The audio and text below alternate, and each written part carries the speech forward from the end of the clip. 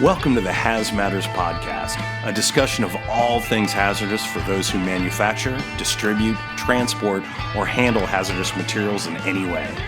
Join the STARS Hazmat Consulting team, Wendy Buckley, founder and CEO, and Andrew Gulovsen, VP of Customer Experience, as we welcome guests to discuss topics and investigate real-world examples that affect our industry every day. The Hazmatters Podcast starts right now.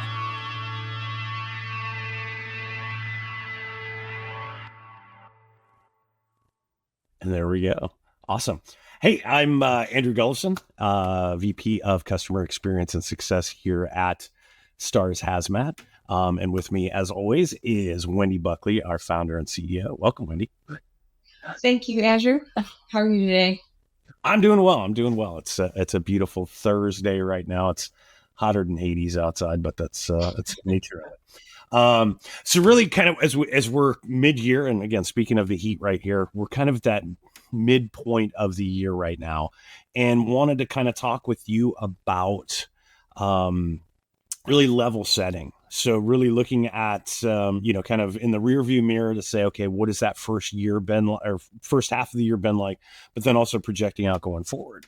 So, from a hazardous materials compliance standpoint, if you could kind of talk to, some of the companies that you work with about, how they should approach that mid-year review.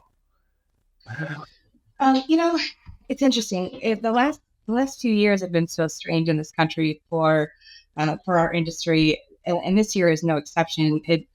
I think it started off really strong, and then there was so much economic uncertainty with the tariffs and some of the things that are happening in the global marketplace, the wars and the Red Sea issue and so forth. I think everyone sort of got scared like around the March timeframe and sort of put everything on hold. And one of the things that has really dropped off a lot, in my opinion, is people that had plans to do training and things like that decided to hold off on those, or are looking for options that are as inexpensive or cheap as possible, which sometimes means they're sacrificing quality. So I personally, and I don't know if this is true or just anecdotal from my experience, because my view might be skewed because of what I do, but I have seen a huge uptick in very serious accidents and incidents this year, especially in the last couple of months. It just seems to me, in my little world, that there have been a lot more fatalities and very significant injuries from hazmat spills. And in most of the cases, it's because someone didn't know what they didn't know. They didn't ask the question. They didn't make sure they were doing everything completely correctly. And a lot of times they didn't even know they were doing it wrong. Some cases, they didn't recognize they even had an emergency. In other cases, they made very poor choices, shipping hazmat undeclared that they didn't know was hazmat.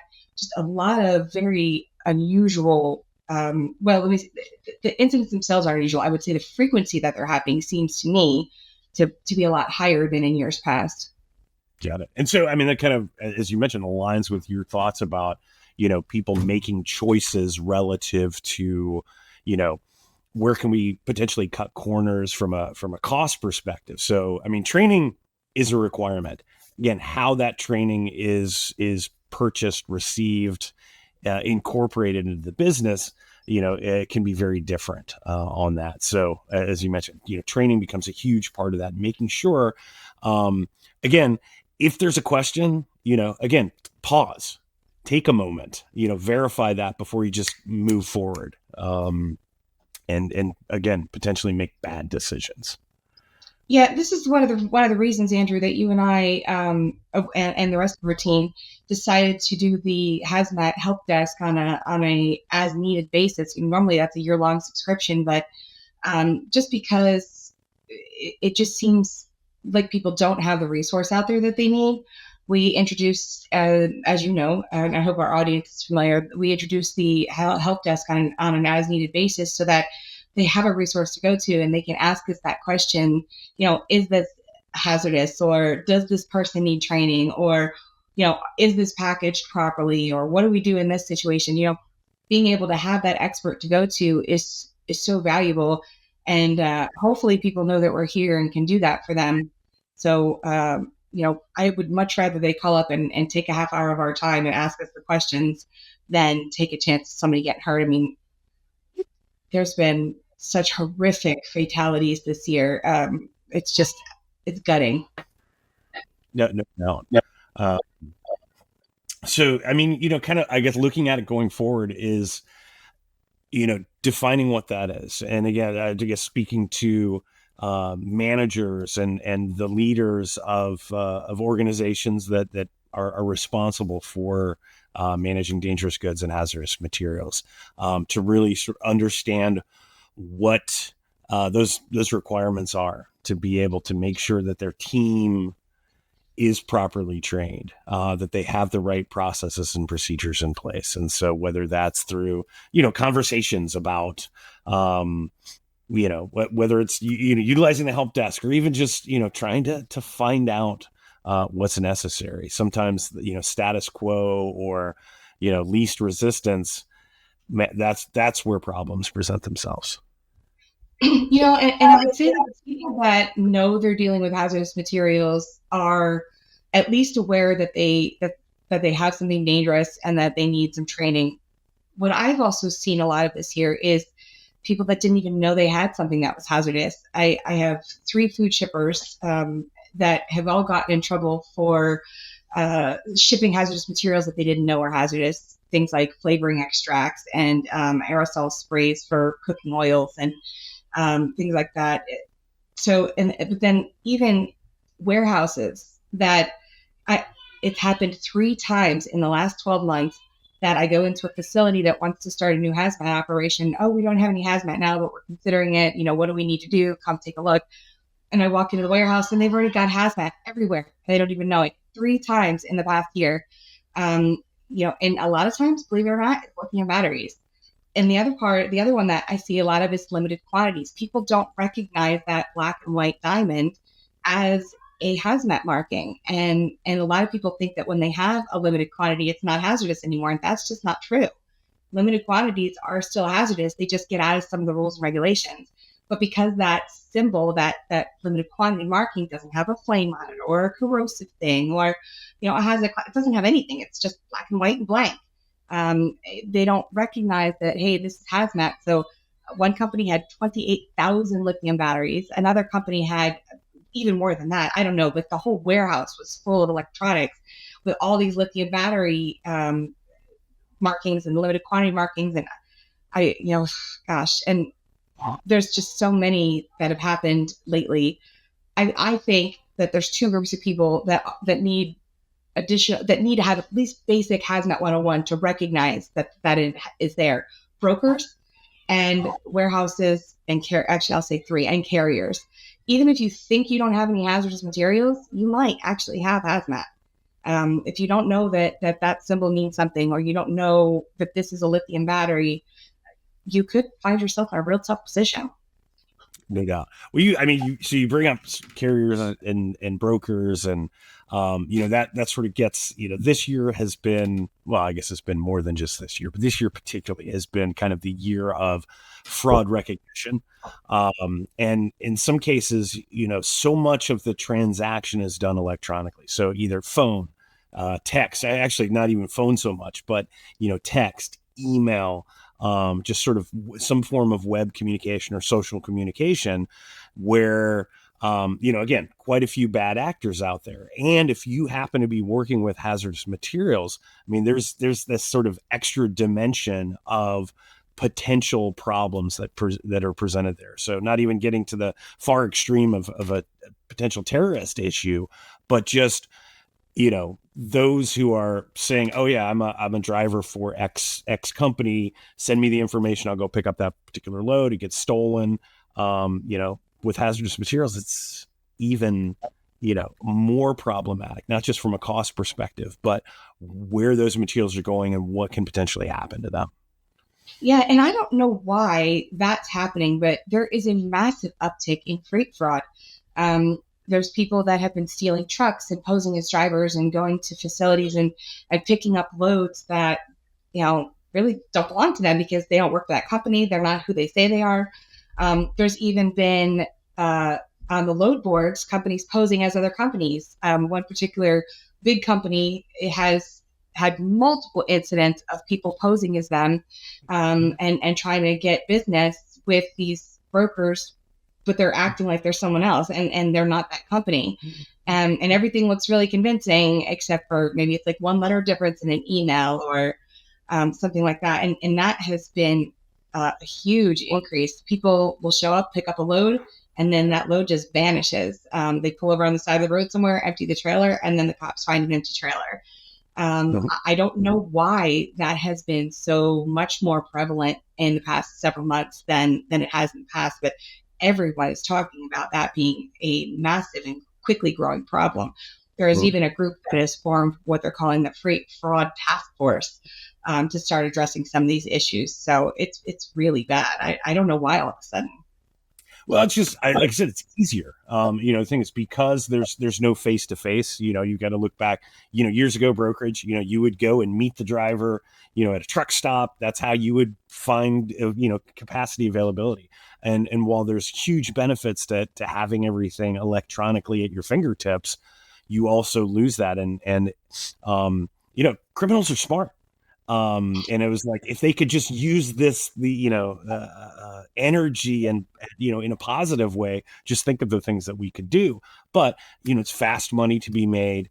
Hey, you don't have to do that, whether it's double brokering, whether it's, as you said, just straight theft. There's just so many different ways to go about that. And so, spending that extra moment to verify, you get a phone call from somebody, you don't recognize the number, call the company, the number that you do have for that particular company, make sure that this person does work there.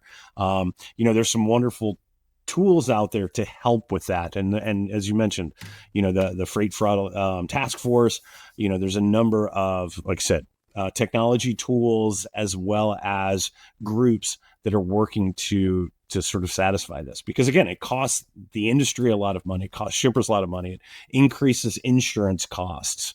It makes things more difficult for the proper actors in competing with bad actors. Yeah, and the only one I know about, and I have no experience with it, but I've seen it, a lot of people talking about it being kind of the gold standard. Again, I don't know for sure. I have no direct experience, but they're talking about Freight Validate being one of those services that you're mentioning, the electronic validation program to make sure they are who they say they are. The other part of that too is, there's some responsibility here on the shippers, right? I was at a shipper facility a couple of weeks ago, and I was doing an audit. I went to go speak to one of their drivers, as part of my, informal interviews, and he didn't even have a company ID. He says they don't even issue them. Like, come on, guys. First of all, the trucking companies, you guys need to be issuing company identification, because, anybody could show up in your truck. All they got to do is take it out of a truck stop and show up at someone's site. The guy did have a CDL with an endorsement, which was good, but without that company ID, like you said, the only way to know that they actually are that person is to call the company. And that, unfortunately, a lot of companies aren't going to do that every time. But at the very minimum, shippers need to have a policy in place of verifying their drivers, not only when they onboard that company. And this goes for brokers too, because sometimes the shipper doesn't even know who is going to pick it up. It goes through the broker, but make sure that before you onboard that company, that you do your due diligence, do a little background check, right? Check their scores, check their identification, verify this stuff before you give them your freight. And, when they get there, the shipper should be checking their driver's license, making sure they have a hazmat endorsement if it's needed, which is required for placarded loads. Anything that has to be placarded, you have to have a hazmat endorsement. If you have a tank truck quantity or even certain totes, IBCs, you're going to need a tanker endorsement. So making sure they have those, a valid CDL that's not expired, And man, they really should have a company ID. I was very disappointed to hear that this company that the guy was driving for didn't even issue them. And I did verify that that was true, and it is unfortunately true. But if shippers aren't going to do their part and the brokers aren't going to do their part, I mean, honestly, we don't stand a chance. You have to verify who you're working with at onboarding, and then every time they come pick up a load. Now, obviously, there's some drivers that are kind of captive to a route, right? You see them every day, you know who they are. Obviously, you're not going to check their ID every day, right? But if it's someone that you don't know, or if it's a one-off, or you hired through a broker, now please do some due diligence. Please make sure you know who you're handing your stuff to. Those costs, I mean, I'm familiar with one company who lost well over $1 million in actual product in 1 month. That is a lot of money. Absolutely. And again, like I said, it affects insurance. I mean, you're going to file a claim on those kind of things. But if you continually have those things happen, you may lose the ability to have coverage. There's, like I said, there's many different ways that comes into play. And, with, having been a former broker myself, I know that speed becomes, a key component. Oh, we've got to make sure we get this particular load, and we've got to get it as quickly as possible. But there's still things to do, either from the onboarding process. But then as you're going through, is that, again, how you serve your customer is equally, if not more important than, getting the load on that. So making sure that you have those processes in place as you're working with, to give your customer, the shipper, the peace of mind, the receiver, the peace of mind, but then also the carriers that you're working with, that they know, hey, yeah, maybe it's an extra step. It's a, validation, as you said, driver's license, whose name is on the side of the truck.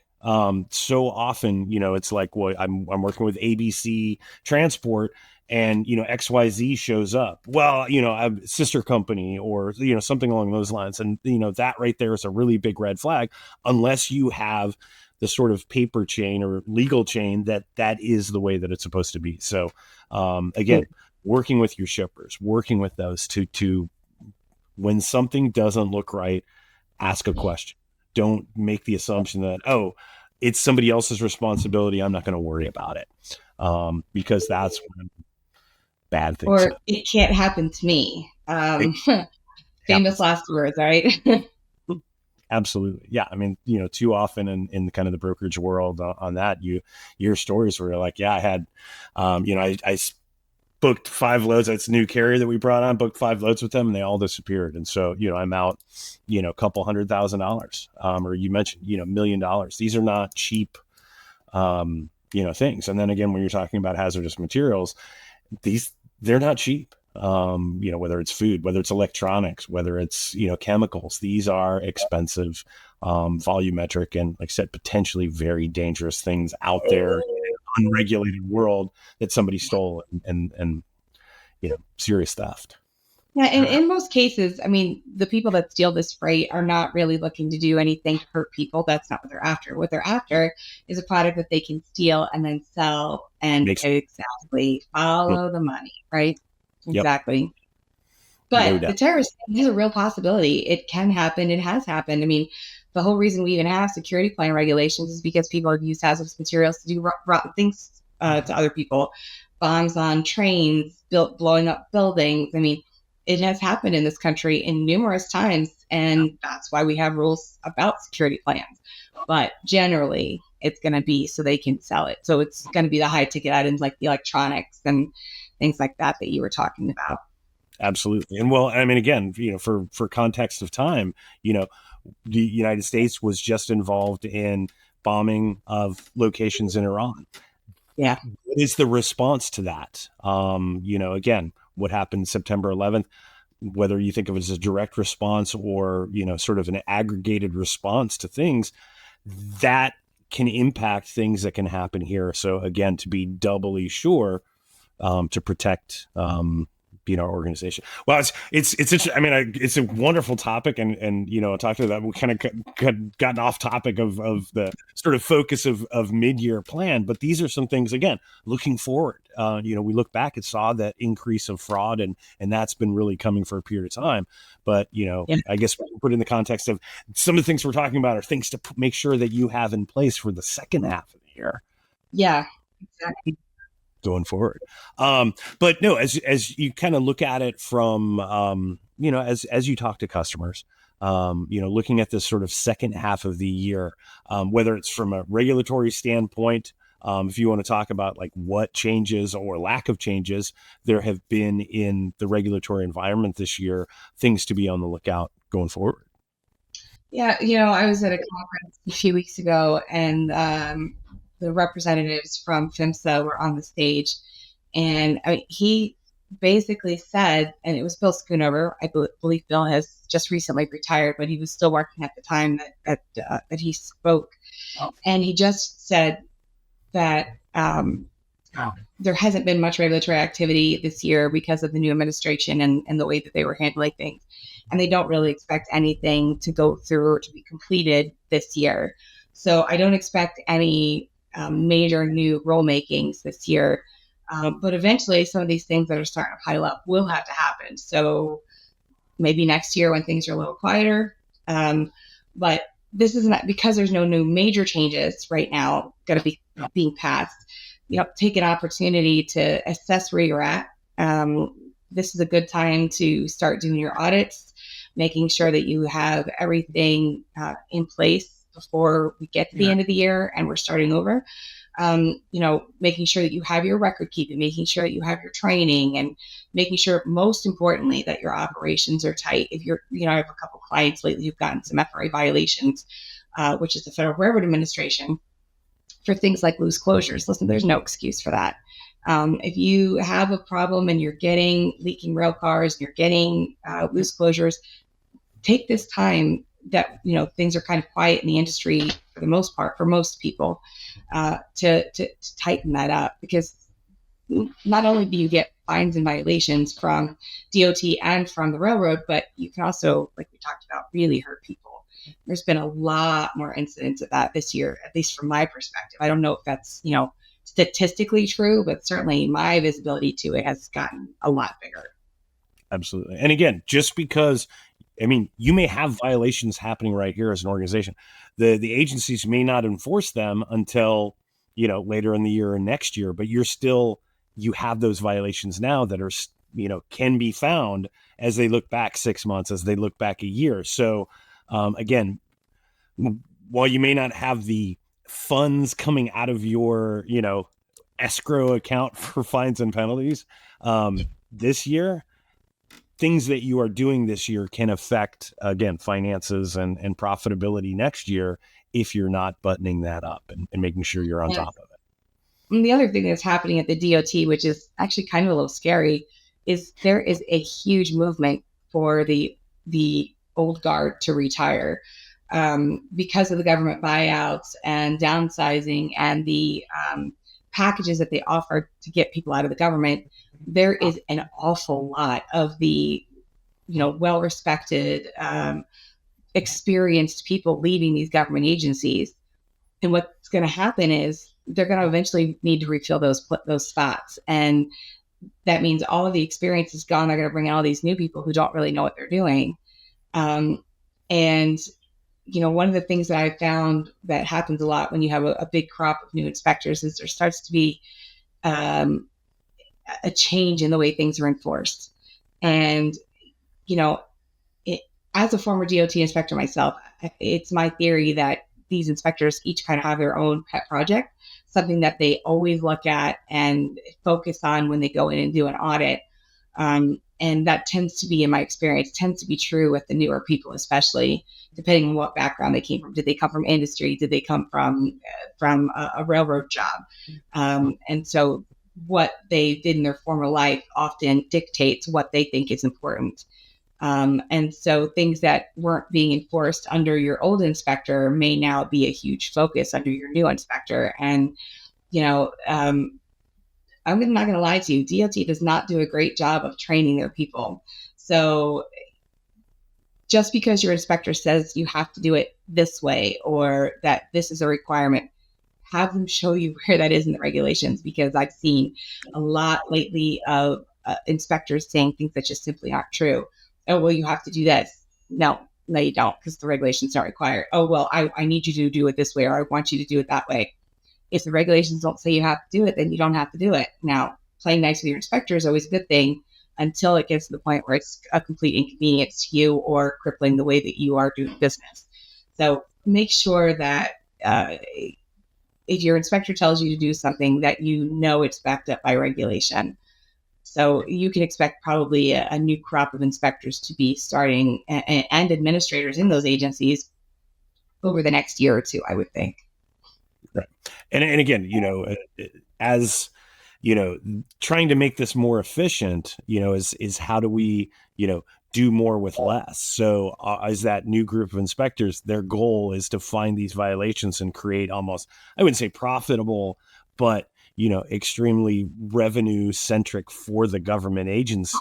So are they going to be nitpicky? Are they going to, just little things? So, the way to solve that is have really strong procedures. Make sure that you're training. So it's doing the job as opposed to, working towards, it's not going to be enforced this year, so we can slack off. Again, having a really good process in place that meets that business need and meets those regulations. So again, understanding all of that. And so whether you need resources to be able to do that, to reach out to Wendy, the queen of hazmat,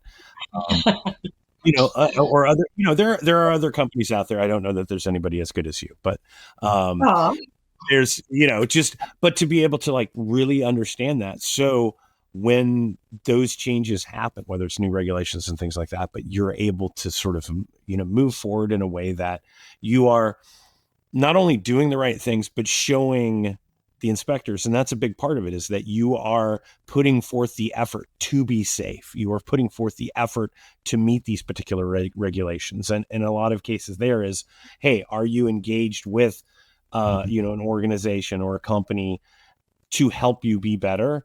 That actually goes a very long way to know, hey, you guys had some problems. We know that you've corrected them because you're working with this particular company. I've actually had that happen several times. And as you know, Andrew, our clients were getting hammered by the DOT, and then they told the DOT, hey, look, we're working with STARS. We're trying to get this fixed. And it has happened on numerous occasions that DOT is like, oh, you're working with STARS? All right, well, we're going to give you some time to get that done because we know they're going to do the right thing. And that's actually something I am super proud of, because that is exactly the kind of message I want people to have about us. So yeah, definitely. And there may be other companies who have that kind of reputation as well. I don't know, but I'm pretty proud of that part of it. As you should be.